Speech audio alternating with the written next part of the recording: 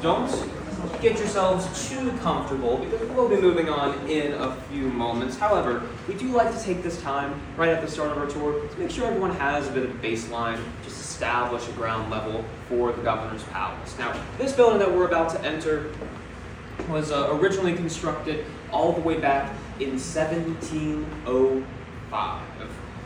This was a very early point in the history of Williamsburg as a whole. We had just moved our capital from our original location at Jamestown. It had been there since 1607.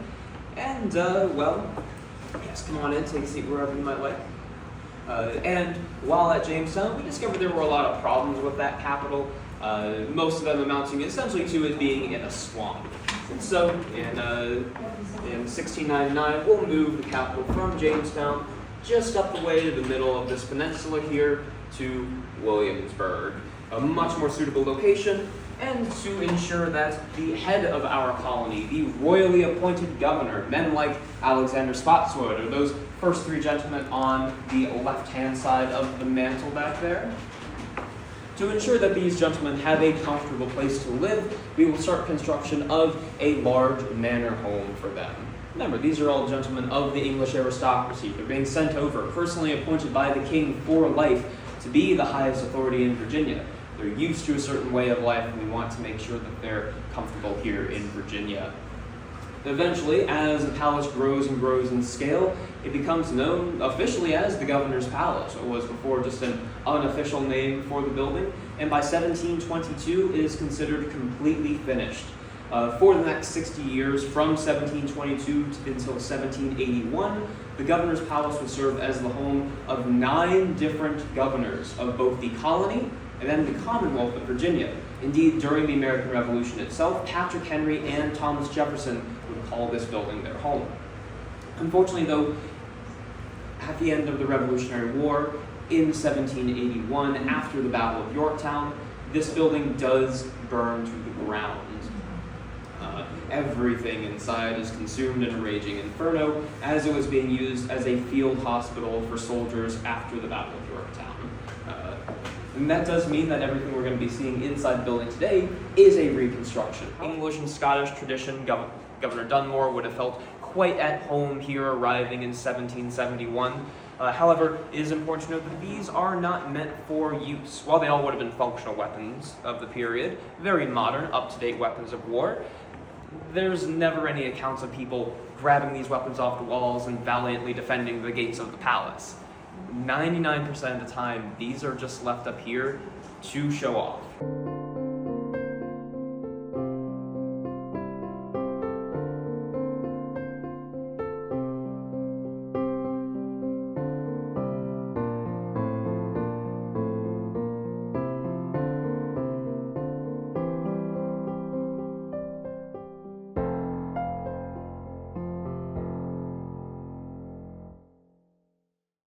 So all the food on our table is real, first things first. We are a real kitchen and we make all real authentic 18th century foods for the table that you see here. And what you're looking at would be your dinner. If you were a guest of the governor at the palace today, you would have gotten to eat these things. This is the first of 3 courses for your dinner today. Along with the stuffed mushrooms, we also have the asparagus soup, an apple custard. We've got eggs en sartute, which is a hot egg salad, basically, that's got onions and scallions and a little bit of shallot and herbs and mushrooms and hard-boiled eggs in there with cream and butter. And then you put an omelet in the middle, top it with breadcrumbs, and toast the breadcrumbs on top. The large piece of meat is a Virginia ham. It is salt-cured and smoked pork, and it is one of ours. We butcher them, we salt them, we smoke them all here in the courtyard, so that's one of our hams. We've also got the pigeon à docelle there, which is going to be a marinated pigeon that you grilled with country ham on top and then served with a nice gravy. That's also got onions and shallot and garlic and herbs and spice in there. The one in the crust is a bread pudding in a crust. The pink pancakes are a spiced pancake that have been dyed pink with boiled and mashed beets. You would serve them with powdered sugar and lemon juice. And then the puppy drum. The body of the fish was filleted and seasoned and broiled, so we grilled it. And then the head and the tail of it were poached. And that would all collectively be your first course for dinner today. The second course is missing, but imagine the first course doubled with new stuff. And then the third course are the little dishes and the glasses at the end of the table that you would enjoy as your dessert. We've got the gingerbread on the bottom left, candied almonds on the bottom right, comfits, which are candied caraway seeds, top right. Top left is candied orange peel, and then the apple jam turned red is what's in the little glasses there. So what happens to this food that you just After made? it lives on the table for a week or so, we will replace the old scary items with less scary things. So every day we make 3 or 4 new items for the table, and the stuff that's been out the longest, that's not doing its educational job so well anymore, will slowly get replaced with new things that we make every day instead. Wow. We don't pass a health inspection, so all we're legally allowed to do is let you get your germs all over it. The colonists did not look like they were heavy people, yet, They don't eat like this. okay.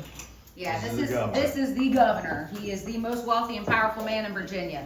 He's the only guy who can afford to let you eat like this every day. Most folks live off of a one-pot meal of some sort of soup or stew and heavy whole grain breads every day for every meal for the vast majority of their life, and they do hard labor. They're on farms and plantations and in trade shops. So they are living a completely different lifestyle than what you see here at the palace. Interesting. Well, thank you. Of course, anytime. We're always here. You can always hang out. Thank you. Of course.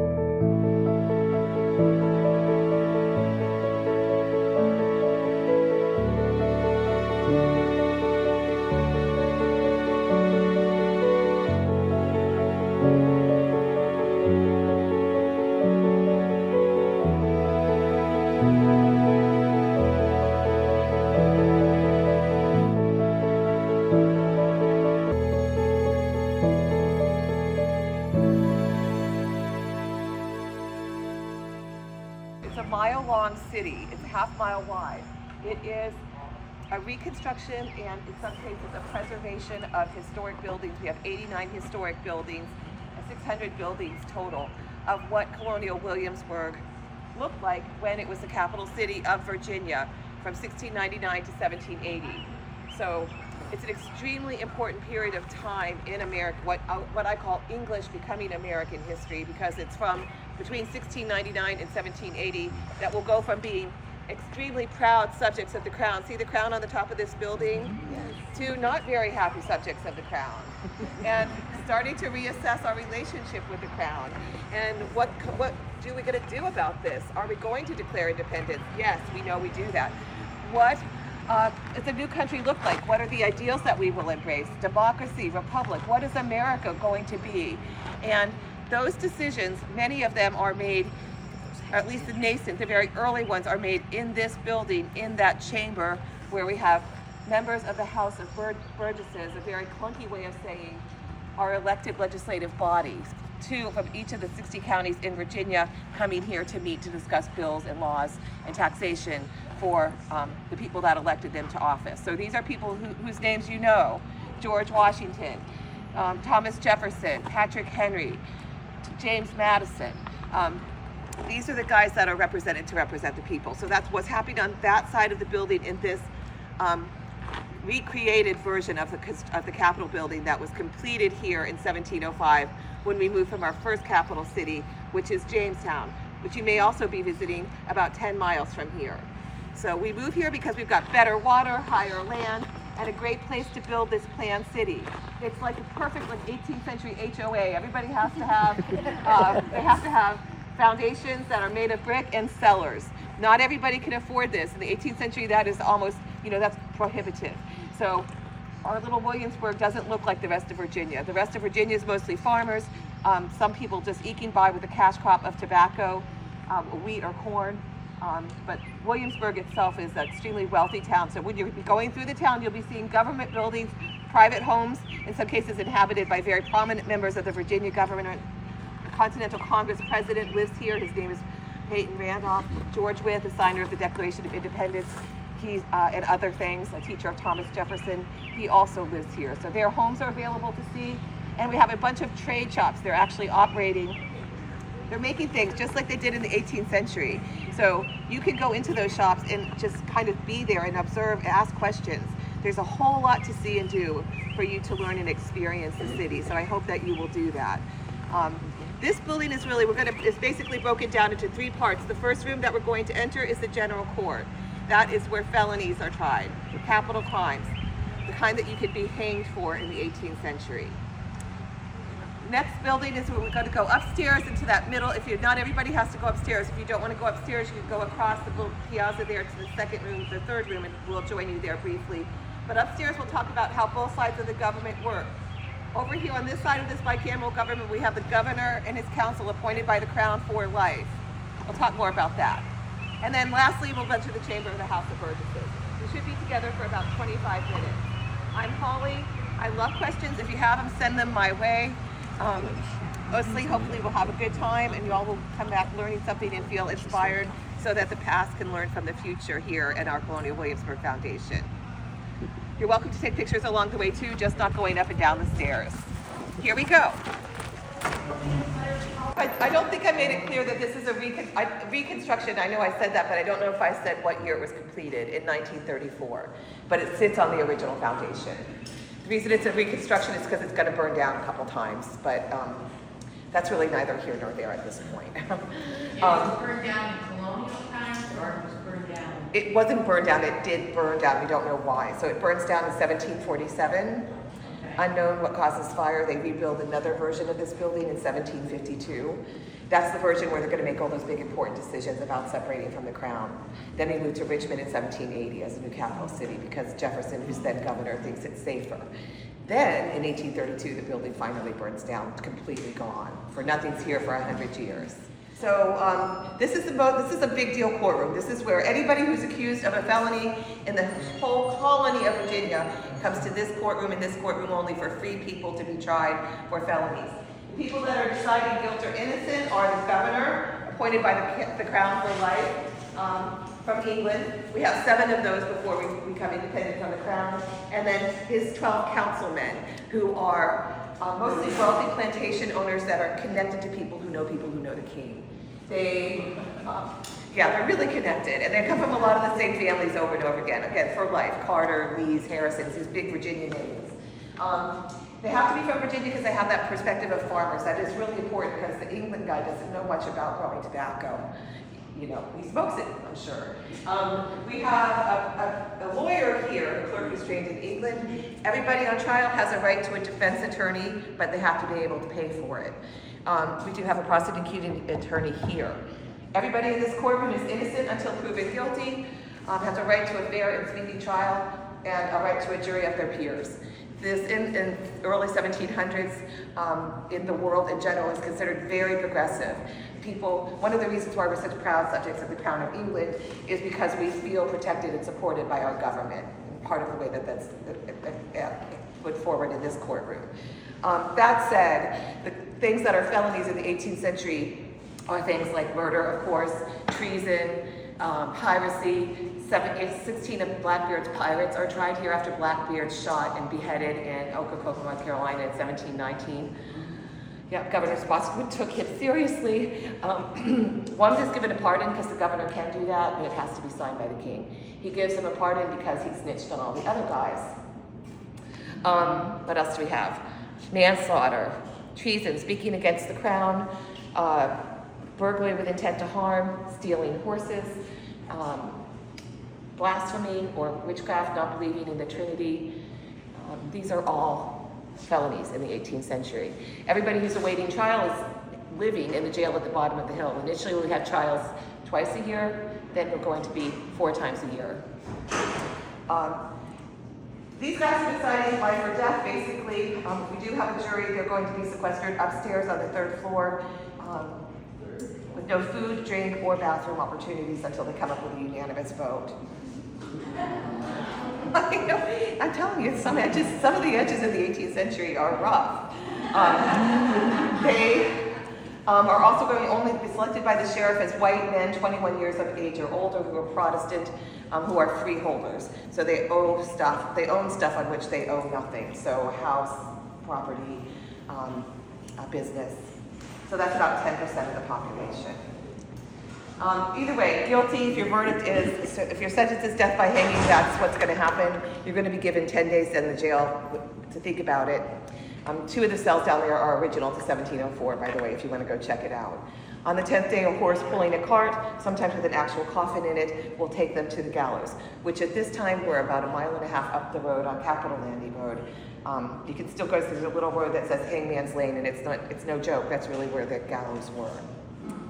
So they kept the gallows out of the city, the capital city of Virginia, this very large, important, wealthiest, oldest colony. They felt it wasn't proper to have hangings in town.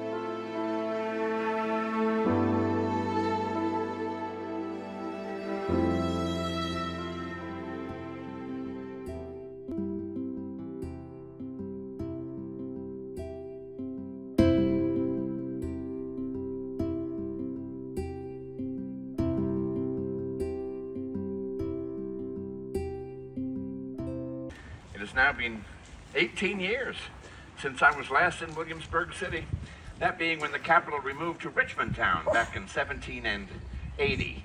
And I'm delighted to see that despite our current national crises and the relocation of the capital, it appears that Williamsburg is still most prosperous and flourishing indeed. 'Tis well to look out amongst you.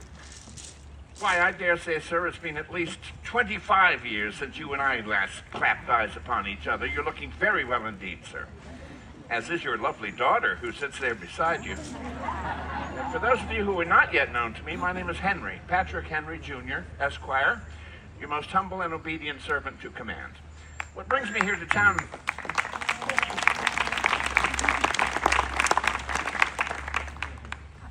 You'll put me to the blush. I'm most unaccustomed to such warmth and enthusiasm coming from those I'm about to address in this city.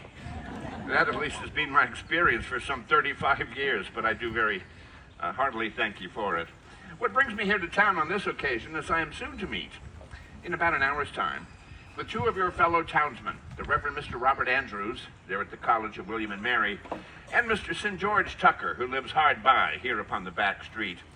Both of these worthy gentlemen have expressed an interest into entering into a partnership with me concerning the purchase of a 6,000-acre tract of land in Norfolk County.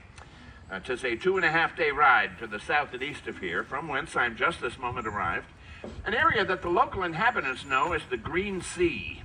They call it such because it is swampland, within which grow very tall, thick green grasses.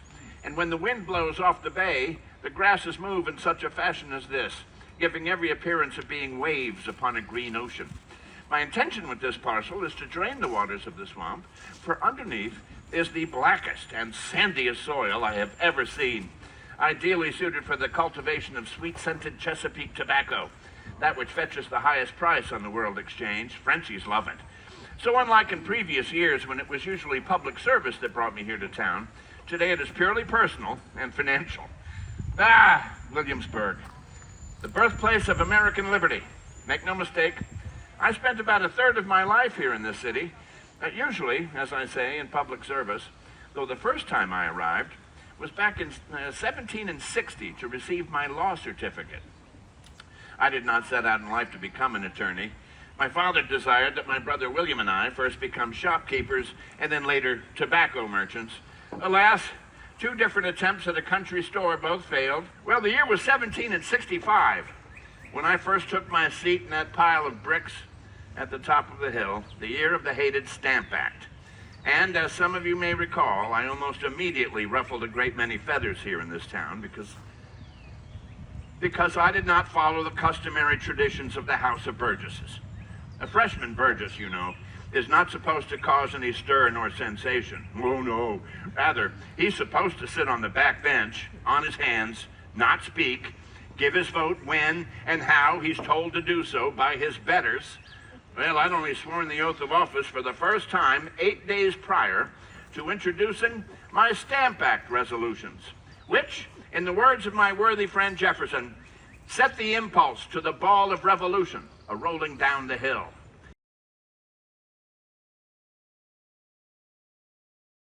Who's doing this work are enslaved sawyers.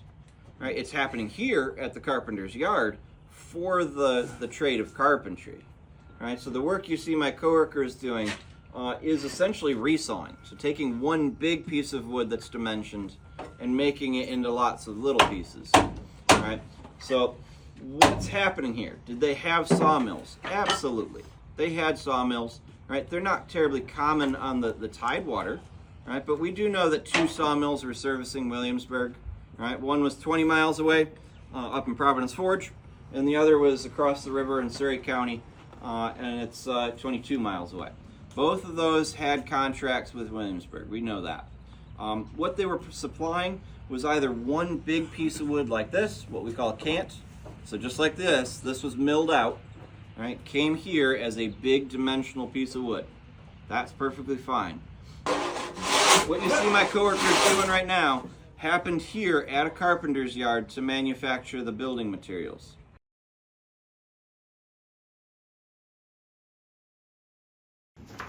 We're in the joiner shop. Yeah. What is a joiner? Yeah, so a joiner of Colonial Williamsburg is someone who works on the houses of the town. So when you look at the windows and the doors and any kind of architectural detailing you see, that's all us. When we aren't working on, say, crown molding or windows or doors, we'll make parquet floors.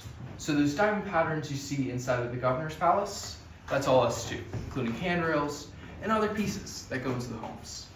To supplement the income from that though, when we don't have a big housing project or a piece for around the town, we're making furniture. So shop space pieces, tavern pieces, anything to go in more of a private customer's home. That won't necessarily be a place for entertaining or a place to show your wealth and power when someone comes near here.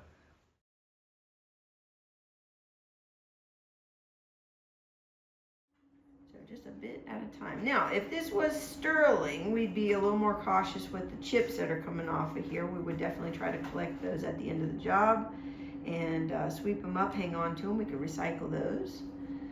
But it kind of just depends on the metal we're working on. Pewter, like these, very soft. Very, very soft metal. So it's a lot about just learning how to control that material.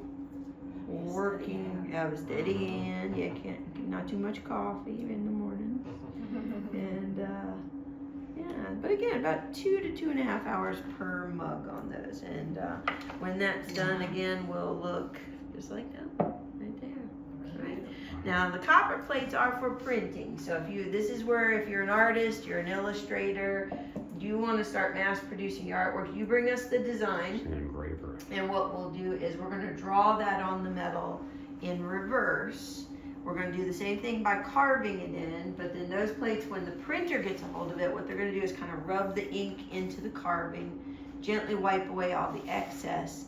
Paper's going to sit on top of it, and it'll go through a big rolling press, just like the picture there on the counter.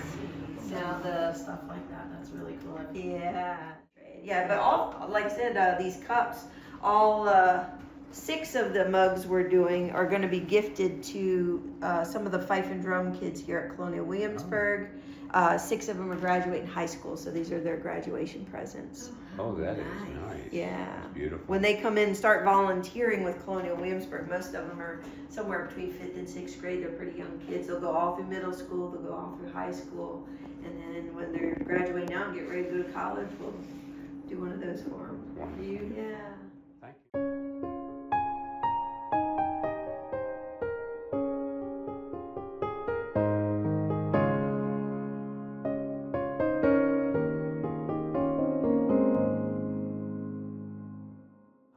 Would somebody go to an apothecary rather than going to a doctor? This is a doctor. So in the 18th century, you can be a physician. I'm going to avoid that word doctor. Okay. You can be a physician, a surgeon, a druggist, or an apothecary. There are 4 words because they are not interchangeable. A physician practices physic. Surgeons practice surgery. So we're still using that terminology, surgeons practicing surgery, but we no longer talk about physicians practicing physic. Yet that is where the word physician comes from. And the practice of physic represents the diagnosing and prescribing of treatment for diseases and nothing else. A physician never works with his hands. So the closest person in your modern world to the true definition of physician is the internist. He's diagnosing and prescribing treatment for diseases. Okay. Surgeons practice surgery. We're used to thinking of surgery as doing some type of operation, but that's not what the word means. Coming from the ancient Greek language, the word surgery means handwork. Anytime you use your hands to do medical work, it's surgery. Brushing your teeth is surgery. Putting on a bandage, taking out a splinter. So operations are only a portion of the surgical field. Well, physic and surgery are mutually exclusive. Okay? But in order to accomplish either of them, you will need medication. The practice of pharmacy isn't done by someone we call the pharmacist, but we are using the term druggist, someone who's in producing and selling drugs. So medicine can be divided up into 3 separate categories of work. The problem with this is most towns aren't big enough to support 3 separate jobs. You're in Williamsburg with less than 2,000 people, and you never need a prescription to buy anything. If you had that choice today, no more prescriptions, when would you go to your physician first? There's no way you're going to make enough money if the only thing you're doing is diagnosing and prescribing. So the only logical thing to do is put the jobs together. Ta-da, the apothecary. So this man is a medical doctor, but he is not a physician, because a physician would never work with his hands. He would not make and sell medicine. And he's not a druggist, because a druggist would never diagnose and prescribe. He's an apothecary. He's doing both. And in fact, the gentlemen who are working this shop are advertising as apothecary surgeons. So now you know something else, that they will do everything. The bigger the city you go to, the more division of labor you will find. The smaller the community you are in, the more likely you are to see a combination job.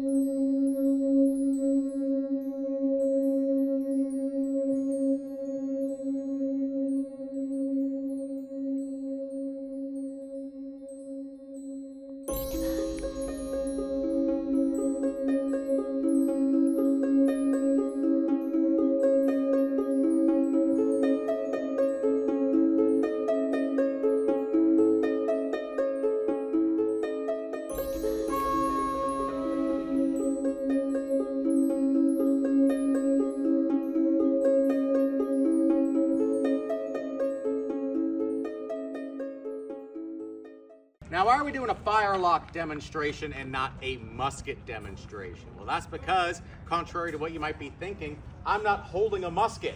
And if you're scratching your head going, what do you mean that's not a musket? You're not wrong for thinking that, because we use that term musket very generously in our modern 21st century way of speaking, right? To mean any kind of black powder, old-timey long gun that kind of looks like this. But 250 years ago, musket has a very specific meaning. Musket implies a military context. Musket means military. A musket is a military-style firearm for combat use that is smooth bore, not rifled. So rifles are rifles, muskets are muskets, not quite interchangeable parts yet. And finally, it can accept a bayonet on the end of it, turning it into a 6 foot and change fighting spear.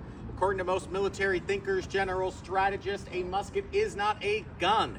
It is a spear that has the added benefit of being able to shoot. They are spears first, guns second, right? The bayonet, and advance by infantry with a bayonet, is really what's kind of deciding these battles, right? That's what's really getting the point across, pun intended, that way. I hear that. Make ready. I'm going to bring this back. You'll hear another click. I am now full cocked. The command to aim is to present. And if you don't like loud noises, folks, now would be the time to cover those ears of yours. Ah!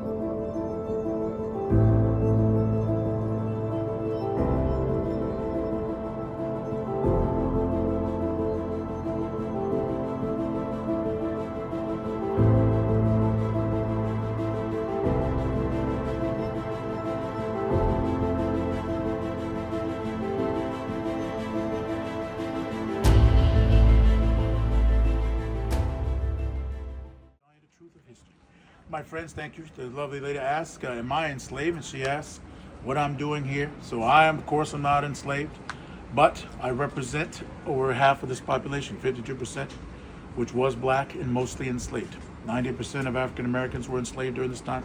We did have a small free black population. There were only 2% of the entire black community. There are 11 families here in this city. So most black people are born to a life of servitude. And the law specified that. The condition of the mother is the condition of the child. If your mother is a slave, that makes you a slave. No complaints, no petition, nothing to do about it. And that is the condition of 98%. So most black Americans in your modern time trace their roots to this area, to this time, and to the condition of slavery. Slavery hasn't ended until 1865, and of course Juneteenth officially. That's what we celebrate it next month. So that's when the Union soldiers got out there and made sure that black people weren't being held prisoner, because that's what slavery is. People being held prisoner all their lives. They cannot come and go as they please. They're under the thumb of someone from the time of their birth. People who are called masters, owners, who aren't slavers, who aren't prisoners, have virtually free reign over these people. There's no one to stop them, that is for sure. Officially, you have, laws that say you can't be extreme and go above and beyond, but there's ways around it. And certainly those who are enslaved know that. Yeah. So because the way the law is written, if you're punishing someone, you can even cause their death. So if someone says you're being punished for something, who's going to tell them they're wrong? And the courts, of course, slaves are property under law, so they have no rights in the court. They cannot testify. And even free black people cannot testify, but only against other black people. My friends, our next tour is at noon. We offer a guided tour here at the Raleigh. Okay. This is a favorite hangout spot for revolutionary leaders, so a place of great history. These fine people are just asking me about some of the history. We love it. What percentage of enslaved people when they were freed, left the plantation? Do we know? That's right. I was going to ask that too. A lot of black people stayed. This is what they knew. This is their whole life. South Carolina still has a high percentage of black people. Why? Because they were 80% of the population during these slavery years. So a lot of these southern places still have a lot of black people. So the Great Migration happened for a lot of black people, but a lot of black people stayed. They became sharecroppers, and they were taking advantage of it another way, because that was their skill set: agriculture, farming. So others ventured out, took their chances, what have you, and so they made other history. Black people going far up north, Detroit, great black area, and that was on the way to Canada. So a lot of black people were going to Canada anyway. Canada, of course, was a place to escape from freedom. And Canada has Nova Scotia, which is a place where a lot of black people went after the Revolutionary War, getting their freedom because of their service in the war. So they went to Nova Scotia. They were assigned to Nova Scotia. Nova Scotia is a place with a lot of black people. Rhode Island as well. In your modern time, Rhode Island is a colony that's founded on Baptist principles. Baptists during this time were anti-slavery. So a lot of black people are Baptists. They only had their split during the Civil War, the 19th century. Pro-slavery Baptists, but that isn't a thing during this time. So Rhode Island is a whole colony filled with white people who are largely against slavery. So a lot of free blacks are in Rhode Island. A lot of people are escaping to Rhode Island. Rhode Island, and during the war, has all black regiments. The famous one is called the Rhode Island Regiment, an all black regiment fighting in the war. Pennsylvania has a large free black population. The AME church is started there, African Methodist Episcopal Church. Pennsylvania is very interesting because all colonies officially have slavery. But Pennsylvania has a large number of abolitionists. Benjamin Franklin called himself an abolitionist in the 1770s. So the spirit isn't there like it is here to persecute and prosecute slavery, even though it's officially the law. Of course, right after the Revolution, it officially becomes not the law. That's when the official split between North and South is created. Of course, during the Revolution itself, much of the rhetoric was that America was going to be a non-slave place because the fault of slavery is placed on the British king, King George III. It's a lot of the rhetoric during the American Revolution. In 1774, Thomas Jefferson writes as a younger man in a publication called A Summary View of the Rights of British Americans, something you can order on Amazon today. He writes that slavery is an abomination, unsightly in the eyes of God. But he had slaves. Of course, he had slaves, but here's the thing, and this is what a lot of people talked about. Under British rule, there was no such thing as personal manumission. That's an American idea. Do you know what personal manumission is? No. Freedom. That's right. Personal manumission is you can free your slave for whatever reason. For whatever reason. Because you like the way they wear their hair, because you're having sex with them, whatever. During this time period, before the Revolution, that does not exist. So to get a slave free, you had to officially petition the king, which was usually turned down, and then you were given a side eye. So most people didn't do it. So Thomas Jefferson wrote correctly that he was born owning slaves, and he had no ability to give them freedom anyway. So he was in the prison just as much as they were. So that's why he wrote that in 1774. Of course, later on, when he had the ability to free his slaves, he, like many others in the South, changed his mind. Yeah. As the South itself did, forming the North and South. The North said, hey, I thought this was going to be our thing. Slavery's King George's fault, right? We're not going to have it in this new land. This is the land of the free. But it was too profitable for the South. And the South said, it's too profitable. And then they reminded them that it was because of their money made off the backs of slavery that the war was won, and they were right. Virginia has huge amounts of land. So does North, South Carolina, Georgia. The modern states that are cut out of old Virginia land include Kentucky, Tennessee, Ohio, Michigan. Wow. All of that farmland. North, South Carolina going far out to the west, middle of the country. Georgia as well. So the American Revolution, no doubt, is won, and it is led by the South. Who leads your Continental Army? George Washington from Virginia. Who writes your Declaration of Independence? Thomas Jefferson of Virginia. Who writes your Constitution for the new United States? James Madison of Virginia. It is not a coincidence that the leadership comes from here, because so much money is coming from here. We So just went to their museums. That was what our goal was for this trip, is Virginia presidential libraries, and you named half of them. These are great men. They're Yeah. complicated men. Jefferson struggled with the issue, and of course, you know about his personal relationships. So it's a complicated man. And of course, Jefferson, he was correct. He was born owning slaves. As a matter of fact, he was born with a man. Our next tour is at noon, my friends. We gather on the benches. Noon, our next tour. He was born owning a man that became his manservant. His name's Jupiter. They were actually raised together as friends. They grew up together. A manservant is a slave that stays close to the master. He's a travel companion, things like that. So you hear Jefferson talking about Jupiter. So they were raised as friends, but when they became of age, then their roles were made clear.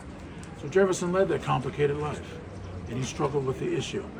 Other people, not so much. Benjamin Franklin called himself an abolitionist. He was born owning 2 slaves, and when he was able to, he freed them very quickly. He rebuked the whole system, and he said he regretted ever owning them, even though it wasn't something that he could choose. So he flipped the script the other way, and so did other people during the time, people from Pennsylvania.